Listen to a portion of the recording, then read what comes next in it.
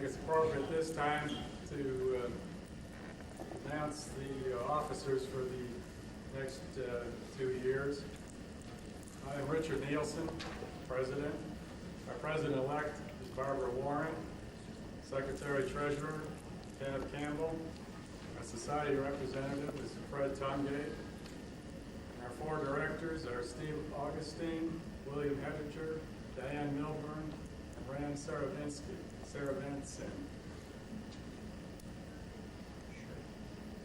I'd also like to thank Bert Davis for his help in arranging this meeting tonight, along with, I understand, Diane Milburn, who was helping in that endeavor also. I'd like to thank them very much for, along with the Center for Energy Research, to thank them for hosting this meeting this time.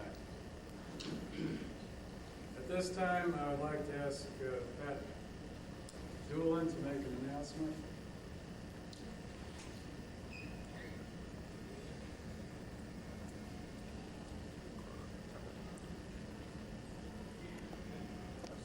I want to report to you that the other night, Friday night, that one of our very own, Fred Tungate, was awarded the Industrial Scientist of the Year Award by the Kentucky Academy of Science. We're very proud of him.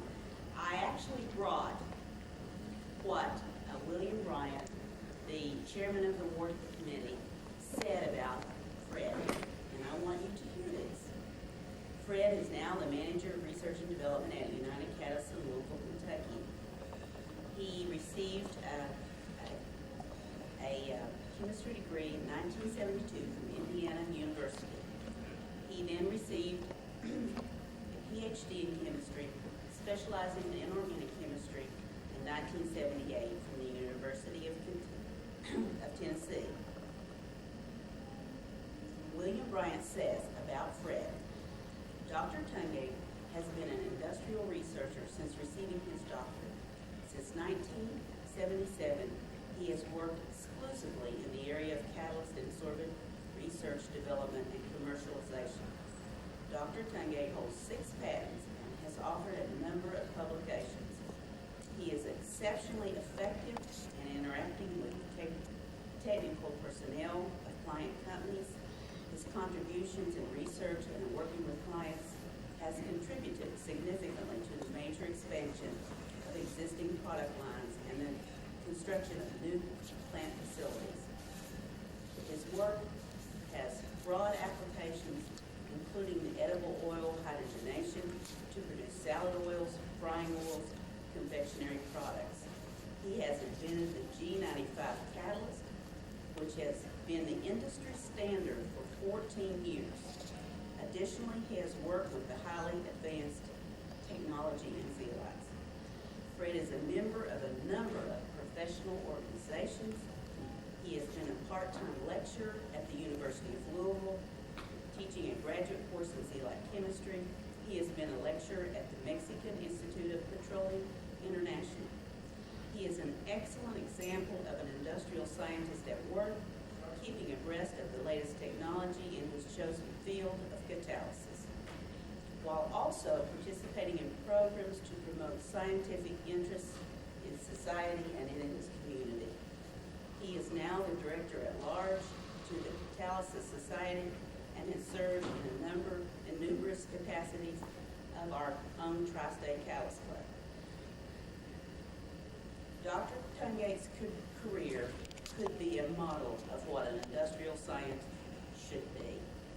We congratulate you, Fred. We're very proud.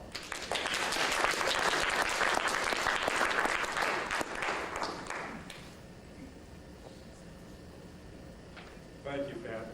As those of you who have attended our meetings in the past know, Fred has really indeed been quite active in the club, and we owe a lot of its success to him. I would like to mention at this time that the December meeting has been canceled since our scheduled speaker's father has passed away in Hong Kong, and he will not be able to be in Lexington to present his talk. Our planned meetings for the year will resume in January with the meeting in Charleston. February's meeting will be in Louisville, and the March meeting will be in Ashland, Kentucky, followed by the spring symposium in April.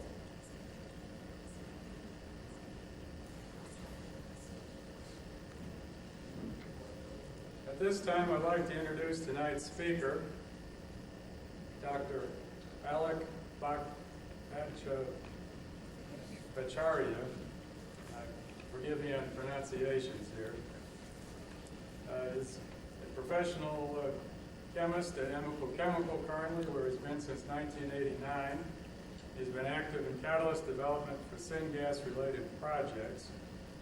Previous to joining Amoco, he was with UOP Carbide from 1984 to 1989, where he developed DSOX catalysts for refinery SOX reductions.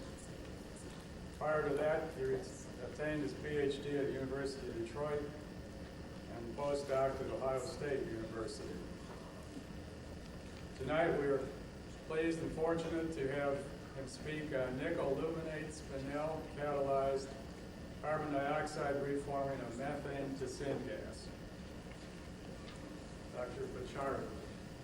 Okay. Thank you.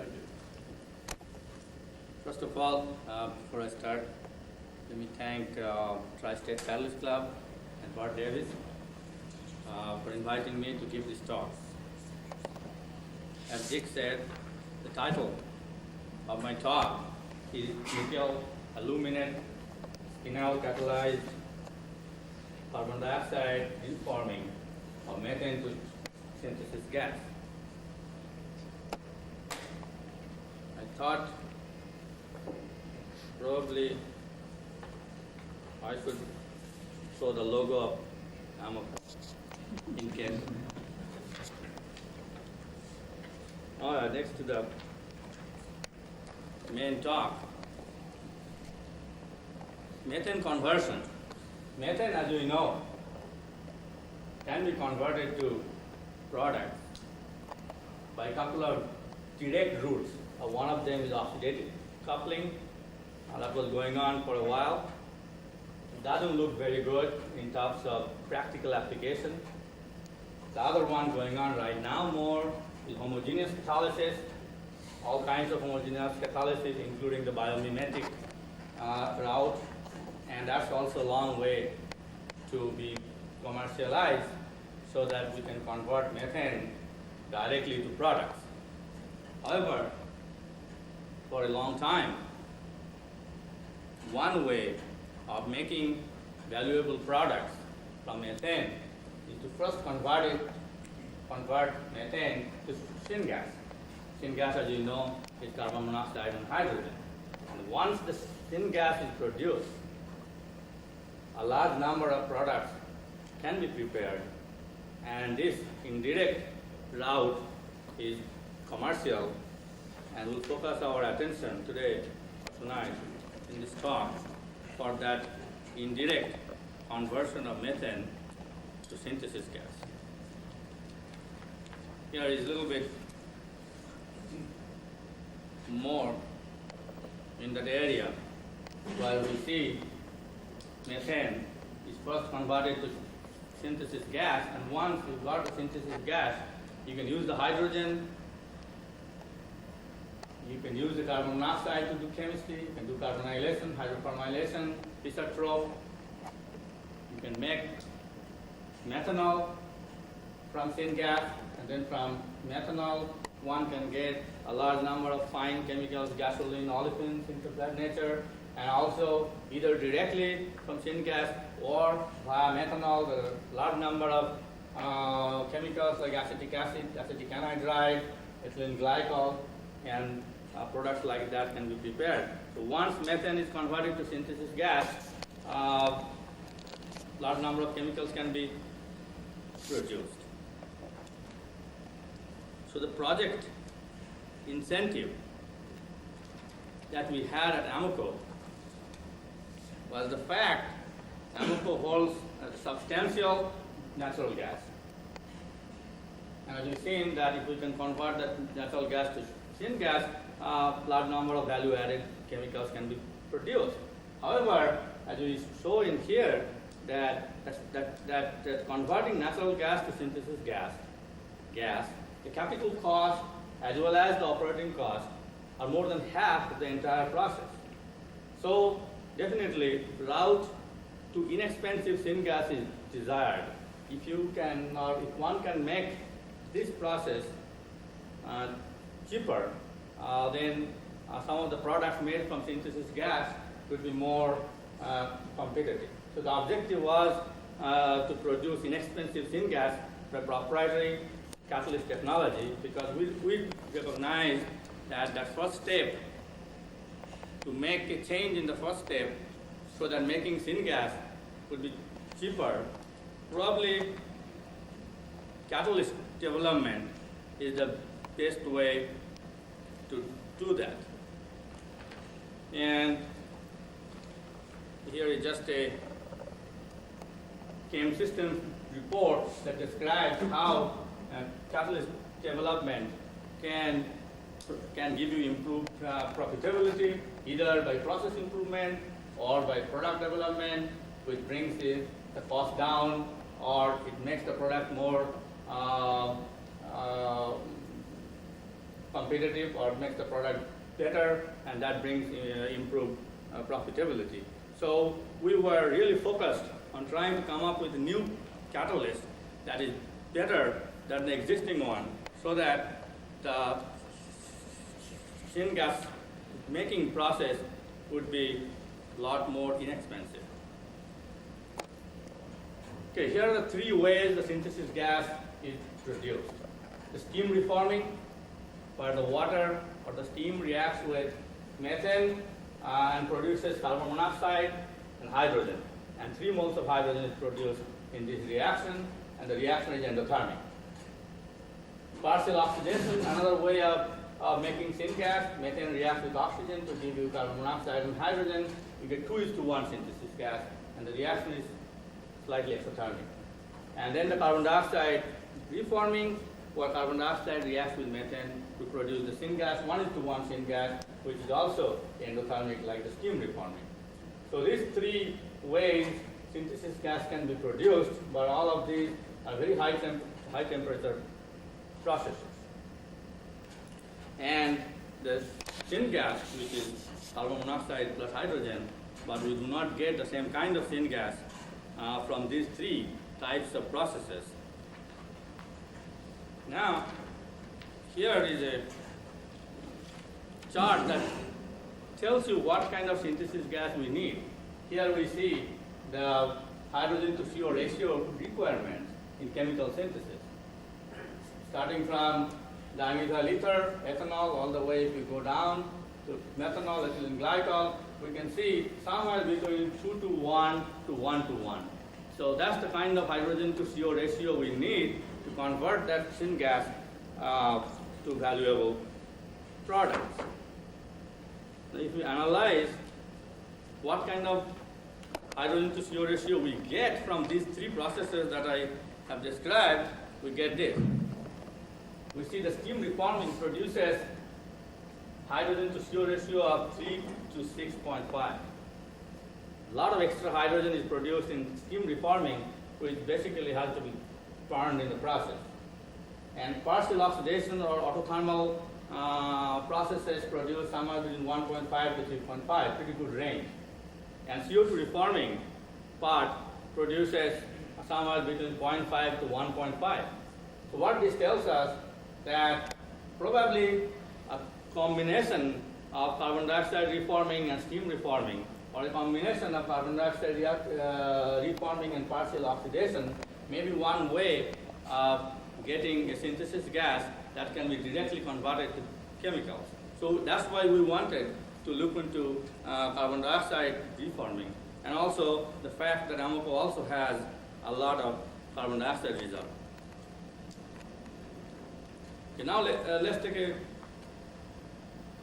look at how can we really design a good reforming catalyst. At present, the current catalysts are basically nickel on alumina, or nickel on magnesium aluminate spinel. And the metal, nickel, actually in the metallic form, and during the process, even if you start with nickel 2, in the process it is reduced to nickel 0. Now these catalysts are good, but there are some problems with this catalyst. What happens during the operation, the nickel catalyst, the nickel metal grows in size. So you end up after a while a big nickel crystallite. And the problem with that, first of all, if you have a big nickel crystallite, you lose the activity. Then other thing happens is the larger nickel crystallites promote coke formation. Larger the nickel crystallite, you have a more tendency to form coke. So how the Topsoe, they came up with a process, they pass hydrogen sulfide through it. During the process, they have a some ppm range, I don't know exactly what, 25, 50 ppm range of hydrogen sulfide. This hydrogen sulfide blocks, hydrogen sulfide forms nickel sulfide, and that helps slow down the coke formation. And that process is called Sprague process, where Topsoe define the process that way. Sulfur passivated reforming process solves the problem of carbon formation by ensemble control, which means that the sites for carbon formation are blocked, while sufficient sites for the reforming reactions are maintained. This effect is obtained by adding sulfur to the feed process. So, okay, by this process, the carbon formation is slowed down.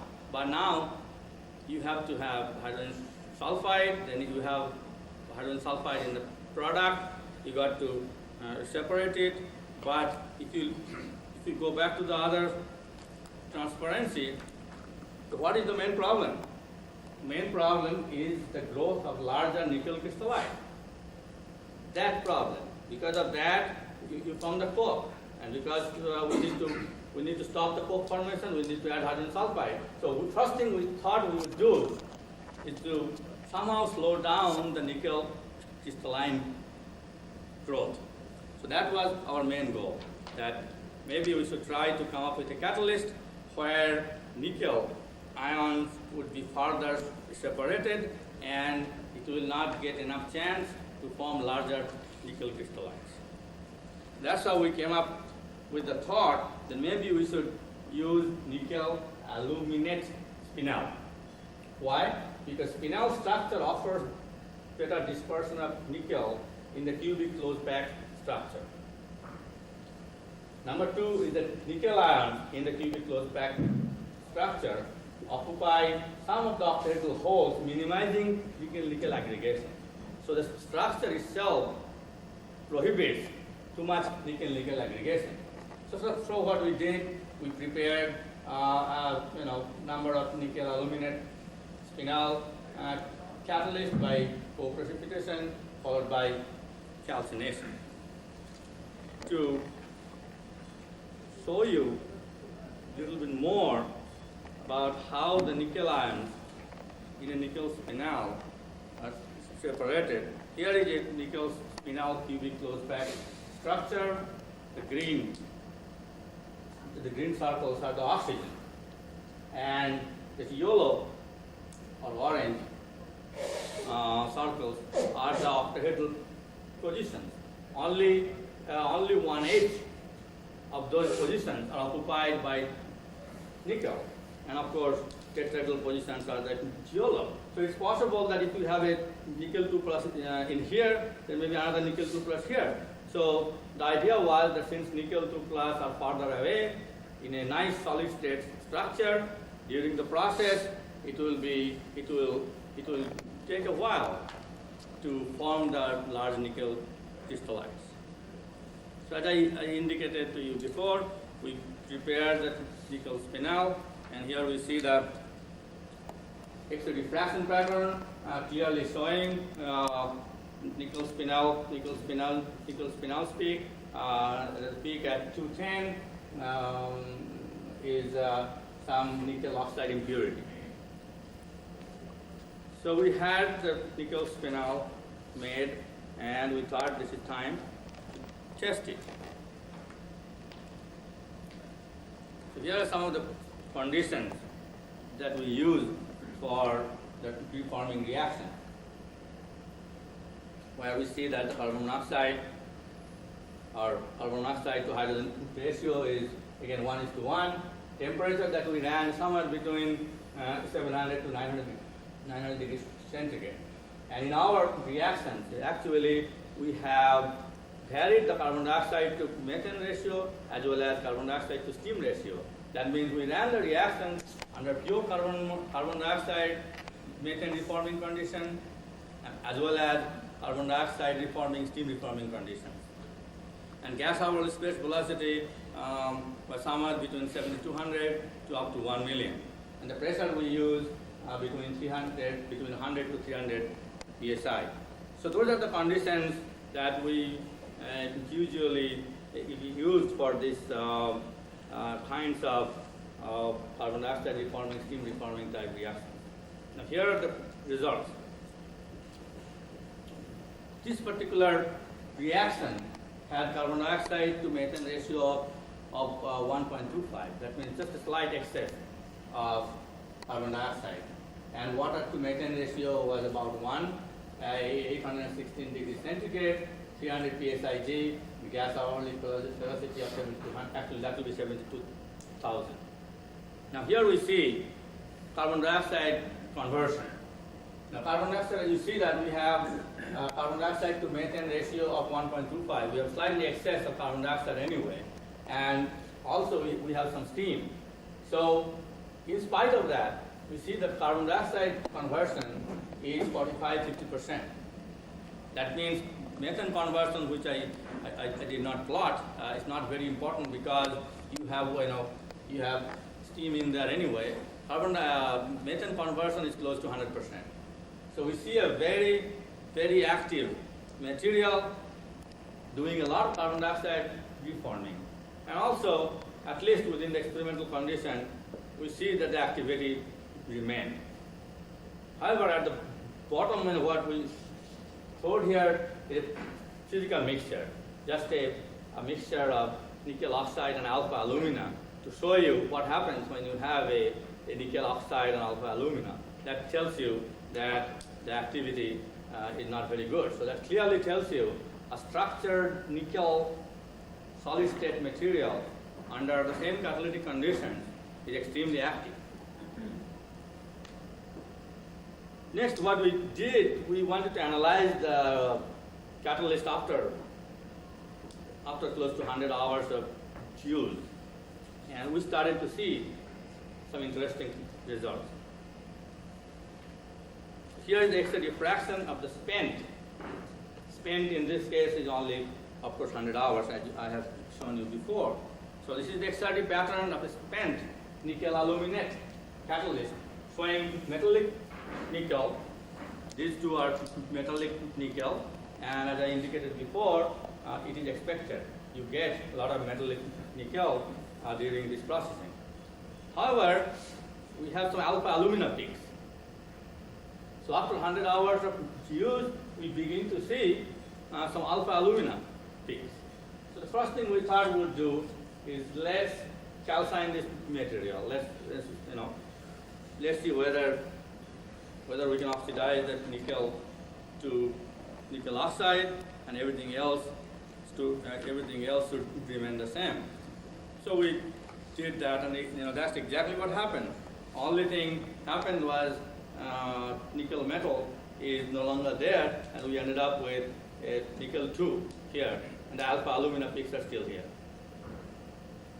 Now, alpha alumina peak was really, was really very unexpected, and I'll explain to you why. First of all, if you look at the commercial catalyst or homemade nickel on alumina, you do not get alpha alumina. Here is a nickel oxide and alumina prepared in the lab, gamma alumina, made a nickel took a nickel nitrate, impregnated it, made a catalyst, and you can see after 100 hours or so testing, what we all have, as we had before, this is that nickel 0. So we have nickel 0 as expected. However, there is no trace of alpha alumina. So nickel on alumina does not give alpha alumina, whereas nickel spinel gives you excellent reforming, but after 100 hours of use gives you nickel oxide and alpha alumina. In the meantime, we also have seen a mixture of nickel oxide and alpha alumina is not a very good catalyst. So we thought that maybe it had a very nice initial activity because of a very nice structure, but somehow we are actually finally going to end up with a nickel oxide and alpha alumina. Now the question is that how did we form alpha alumina?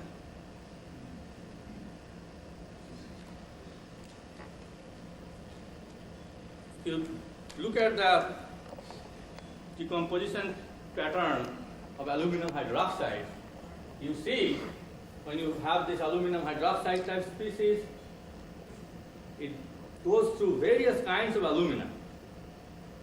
Then each and every one of them, you've got to go to 1150 degrees centigrade really to form alpha alumina. Except diaspore, which is a very crystalline alumina. If you have 1% of diaspore in the spinel, X-ray diffraction is going to show that. So we did not have diaspore alumina in the spinel. In spite of that, you can see that if alumina, any alumina, or none of these aluminas give you alpha alumina, whereas nickel aluminate spinel gives you alpha alumina.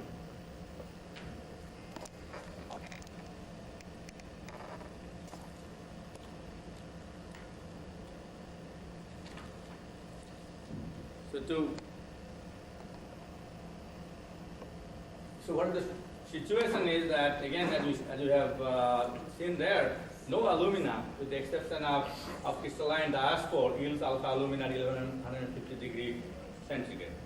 And no crystalline alumina was present in the fresh catalyst. We have seen in the X-ray diffraction, there was no crystalline alumina, that means there was no diaspore, or any crystalline alumina was present in the catalyst. Now, so we kind of speculated at that stage that a nickel oxide on alumina catalyst, nickel oxide and alumina catalyst prepared in the laboratory does not yield alpha alumina under carbon dioxide reforming conditions. So that point has to be made very clearly that there's no other way you can get alpha alumina. Whereas nickel spinel, which is a very, very good, effective, has carbon dioxide or reforming catalyst, forms alpha alumina. And as we have seen before, that alpha alumina and nickel oxide mixture eventually, when the particles get a chance to grow, is going to give you pretty bad situation, because in here the X-ray diffraction shows you have alpha alumina and metallic nickel, but this kind of reforming catalysts actually stay in the unit for 2-3 years. So during that time, we thought that there's a possibility that this material will go back to that. So we did not like this situation. Now, why is it forming? We speculated, and we thought that the main reason it is forming, if we go back to that nickel spinel structure,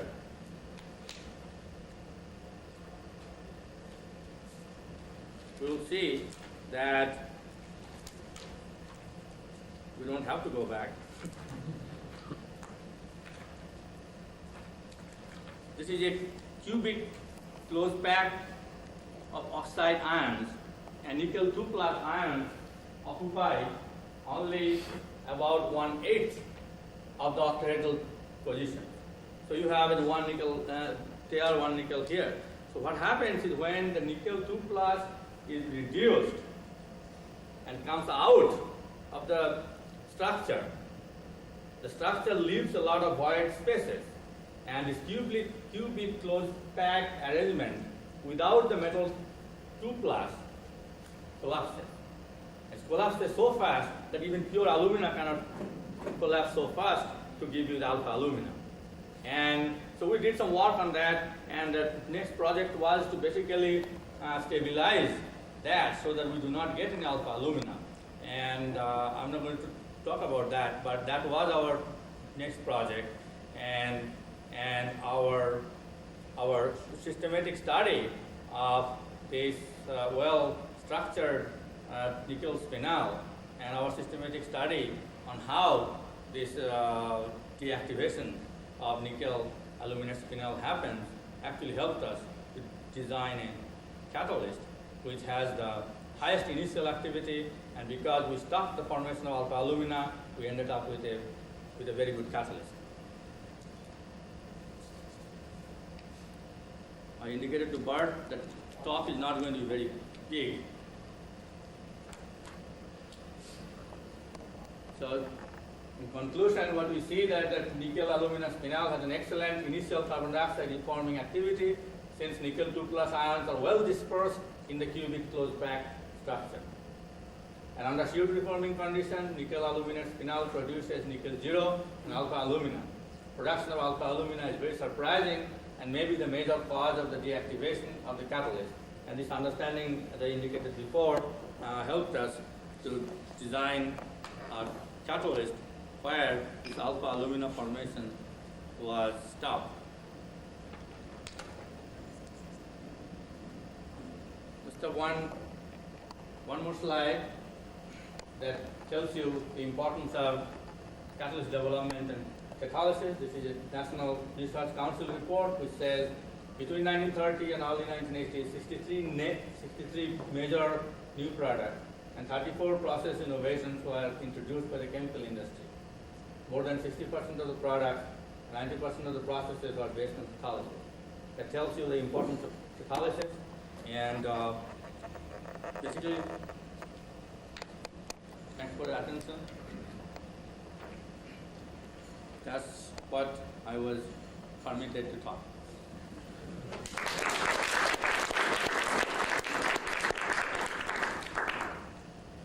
There may be some questions nonetheless that you may be able to answer. There are some at this point.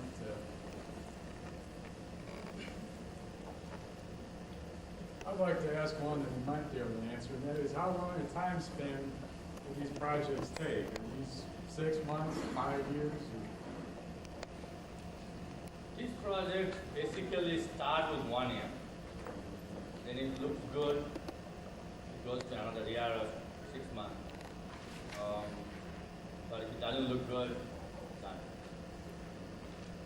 This project is almost done, but it started in 1991. So it looks like you've come a long way, then you about 3 years. Yeah. What does done mean? Done means that we are probably going to look into commercialization.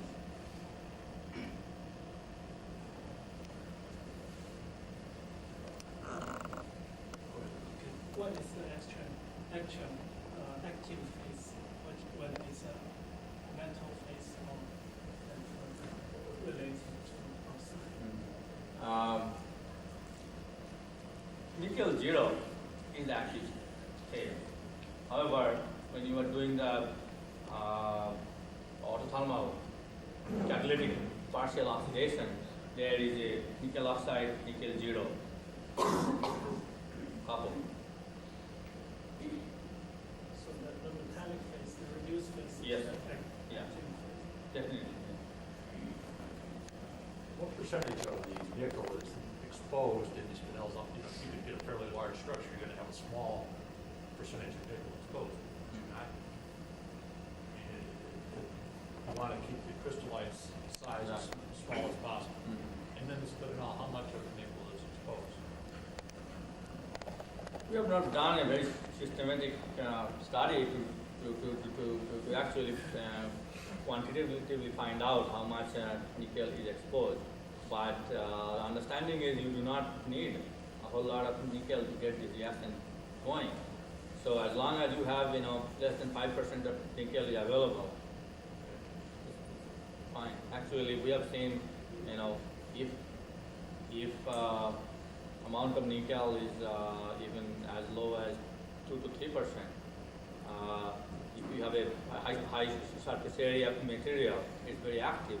On the other hand, if you have a 15, 20, 25% nickel, where very fast nickel crystallites are formed, the activity is lost. On your performance graph, you were comparing spinel conservation. If you put the supported on there, where would that be compared to spinel? It will be about 10 to 15% lower than that. So basically, And also it forms coke faster than nickel spinel. You said you don't see any alumina when you use the other catalyst, and you see alpha alumina and nickel, metallic nickel when you use nickel aluminate? Yeah. The other catalyst doesn't have any alumina? The other catalyst has nickel oxide on gamma alumina. During this process, gamma alumina does not convert to alpha alumina. But you do see gamma alumina. But yeah, oh yeah, sure. Well, the problem is the gamma alumina is not very crystalline, so you just see small this thing.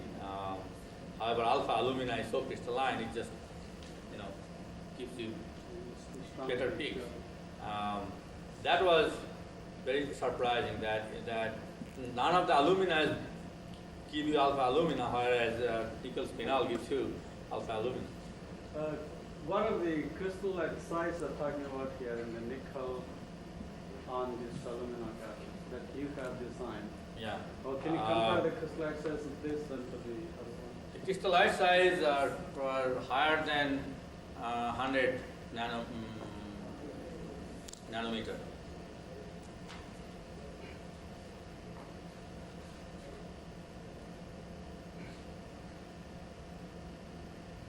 What is the surface area of spinels?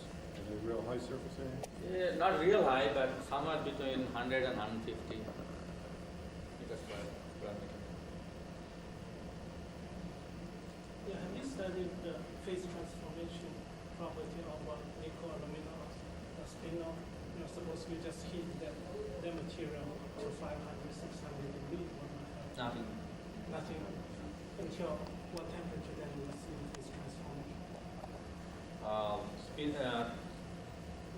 The cubic closed pack structure in nickel aluminum, what we have seen up to 1000 degrees centigrade doesn't do that much. But if you calcine for too long, the color changes to black, and we did not analyze whether that black is a black nickel oxide or you are beginning to form nickel metal. So you mean from nickel alumina spinel to alpha alumina is impossible? Thermally? Yeah. No, you need that steam and metal reduction. You cannot. We did that. We took the nickel aluminum spinel to 900 degrees centigrade under nitrogen and analyzed the X-ray diffraction. We did not see any alpha alumina. Yeah. If you get, well, I did not try that. I did not try that experiment. But if you have the hydrogen like what we did in the reform, it does. Even without any chemical reaction, just you put hydrogen and nickel aluminum spinel, then you will convert to alpha alumina. I did not do a reaction while I took the pure nickel aluminum spinel and just passed hydrogen through it. That's not a very interesting experiment to do. I have not done that. But I have done without hydrogen. That shows no alpha alumina. So that's why I think that alpha alumina is formed, because nickel oxide or nickel is reduced to nickel 0. When nickel 0 is formed, it falls out of the spinel, and then that unstable spinel produces alpha alumina faster. be some economic advantage in trying to get the hydrogen to CO ratio directly rather than going through a water gas shift or reverse water gas shift reaction? I mean, it seems to me that you could steam reform and then adjust the hydrogen to CO2 ratio just by low temperature, high temperature shift or reverse shift. Well, that's right. If you can do that by reverse shift, of course. If you do the shift, you'll get more hydrogen. If you do the reverse shift, then you need another catalyst. If you need to do it at the high temperature, very high temperature, it can be done. But a lot cheaper would be burn the hydrogen. Because the reforming is very endothermic, so you can burn the hydrogen to do that. And that's what they're doing now. But if you can adjust the hydrogen ratio just by changing the catalyst and introducing some carbon dioxide, so that's probably more economic thing to do.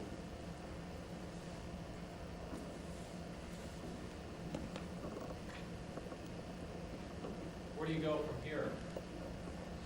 I go to Philadelphia. In your research? No, I have. I'm not doing anything in this area right now, except we have formed a group to look into, to try to see if we can come up with a commercial catalyst. And but we're doing things like converting synthesis gas to more value-added chemicals. So you're spending time on the symptoms stand? We are spending some time on synthesis gas. We're not trying any more to stabilize this for now. We have done that. But you're not gonna touch it. Maybe next time. Did you try this gas as an oil? Yeah. It's very good. It does not from coke. We have done The nickel does come out of the spectrum. Oh yeah. We have done the carbon dioxide reforming, autothermal, or catalytic partial oxidation, as well as the other reforming, and all the three reforming reactions show that this catalyst is superior to what is available right now in the market in terms of activity, stability, and coke formation.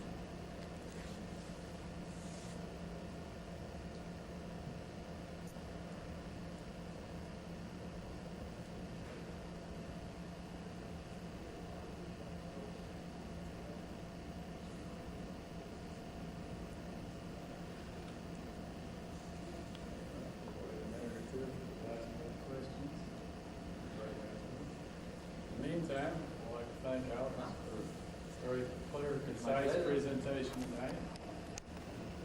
Good discussion afterwards, in spite of the restrictions that he has. Thank you very much.